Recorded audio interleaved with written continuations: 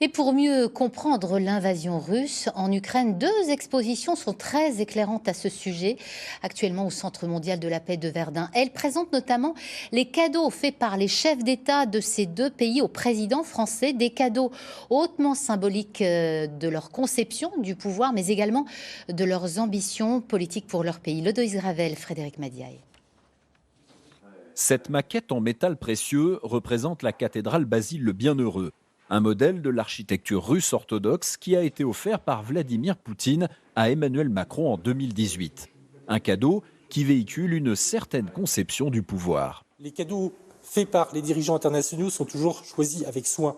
Ceux de Vladimir Poutine, ceux du président ukrainien le sont aussi. Ils démontrent leur conception du pouvoir, leur conception de la vie, tout simplement, leurs appuis, que ce soit l'Église orthodoxe par exemple en Russie, la vision de l'avenir, comment on s'inscrit, comment on voit son pays dans quelques années. Outre les cadeaux diplomatiques, l'exposition présente aussi des objets recherchés, comme ce buste du président russe ou encore ce calendrier qui paraît chaque année avec des photos de Vladimir Poutine. Ils sont autant de vecteurs de communication du pouvoir.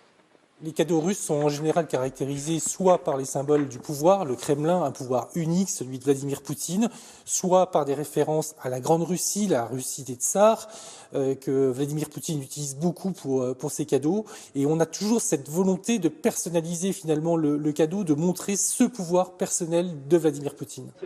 Ce livre à tirage unique a été offert en 2014 par le président ukrainien Porochenko à François Hollande. Il présente l'Ukraine, son aspiration européenne. Il retrace la révolution orange et l'invasion de la Crimée. Les cadeaux ukrainiens montrent une volonté d'indépendance.